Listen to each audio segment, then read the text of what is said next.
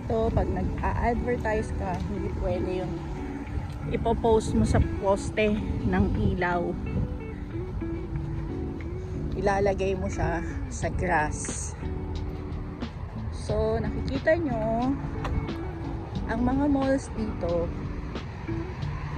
isang level lang, or the most is 2, and then pinalilibutan siya ng parking lot. Ganyan kalaki ang mga parking lots dito sa Canada. Meron sila dito PetSmart. Hindi ko lang alam kung meron niya sa Pilipinas ng PetSmart. Kasi hindi naman ako nagpapa-maintain ng aso. Si Nick nagpapa-maintain ng aso. Ayan, tingnan nyo. Meron siyang advertisement ng bahay. So, hindi kami pwedeng tumawid kahit walang sasakyan. Kasi naka-stop. Now, it's go. Pedestrian, obey your signal, sabi. So, nasasakyan din, obey din sila. Ayun ang train via rail. Sana makasakay ako dyan kahit one time lang. Kasi nasasakyan ko yung GO train. Sa mga susunod na videos, papakita ko sa inyo yung naging buhay ko as international student dito sa Canada. Konting videos lang yun kasi baka magalit sa akin yung mga Canadians. Hindi, joke ko. Hindi rin kasi ako masyado mahilig mag-video ng mga nagtatagal. Yan, sinikang model. Ako lang videographer. Yan, yung mga gym ay tatakpan ng puno. Basta one of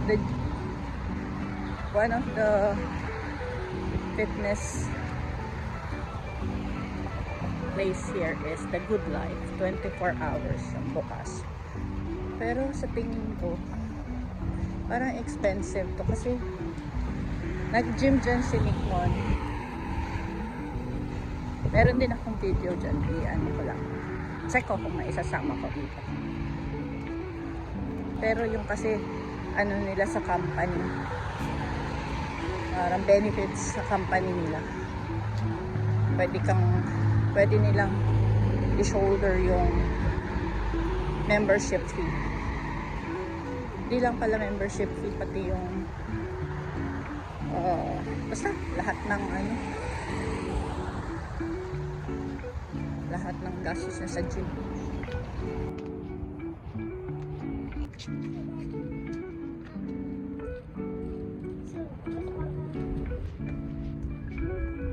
Parang maiksi ang kamay ko. Bakit yung iba parang ang layo ng kuha nila? Bakit ako parang ang lapit? Lakad talaga ng mukha ko. Ito yung mga soil, garden soil. Kasi pag ganitong season, nagka-gardeners ang mga Canadians.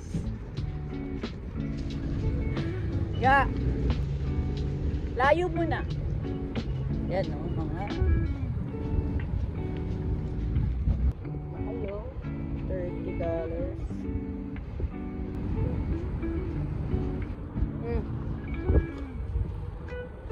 Hello! Baba ko nakukunan ko eh. Ayan, walking. Mamaya, sama namin kayo sa Walmart. After walking, bili lang tayo ng konting luya at bawang. Para meron tayong pangkas. Walmart Super Center.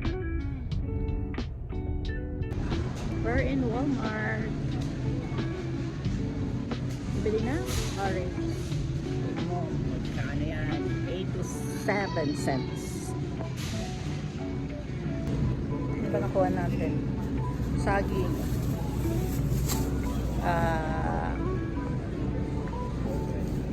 Pongkan. Pero, bawang lang talaga at luya ang bibilin sana namin. Sama namin kayo sa Walmart. After walking, bili lang tayo ng konting Kuya at luya at bawang. Eh, talaga! Hindi talaga pwedeng bibili ng iba.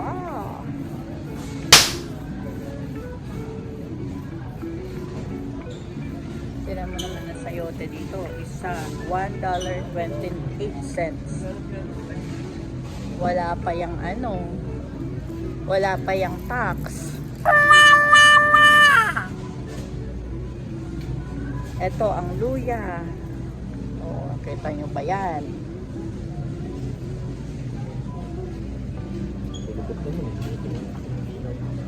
Dapat daw hindi kulubot. Kahit nahihiwain naman. kahit na. Yung hiway na agad, baka abutin ng pagkakulubot. Hindi pa lang. Oh, dito oh, may mango, dried mangoes. Kaya naman ang preso. $6.95 before tax. Tara, wala na. Wala na. Sure ka. Tinapay. Meron pa rin. Nasa tinapay pa doon. Sure ka. Ay, ano nga ba sabi? Baby oil. Pino na lang tama. Ay, ito.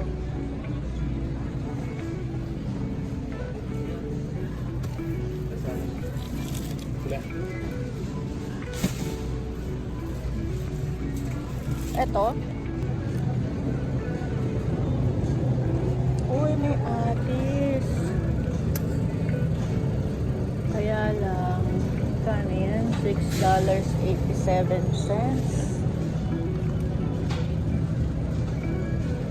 Hindi naman yun, no? Pero atis yun, I'm sure. Mga $6 to.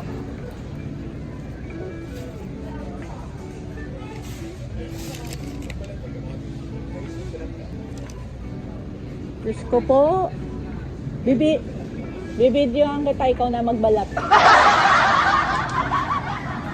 44 cents isa. Okay, mamaya na ulit at magbabalat muna ako.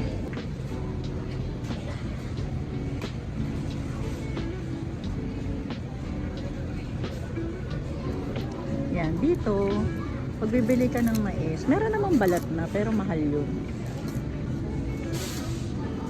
Yung hindi balat, at ikaw ang magbabalat, ngayon, 44 cents isa. Yan. Siyempre, hindi mo pwedeng ilagay lang kung saan-saan yung balat. May drugstore din dito. Tapos, meron din sa health and beauty. Parang kompleto rin siya.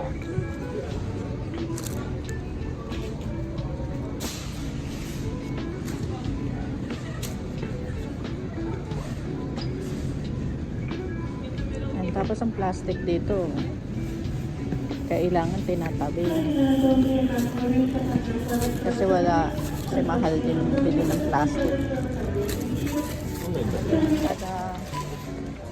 Okay, so we'll start.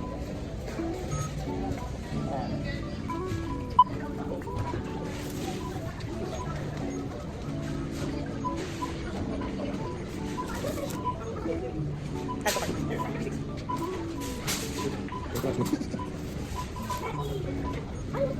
Meron dito. 4401. Wow.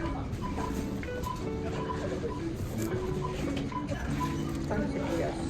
This is 447.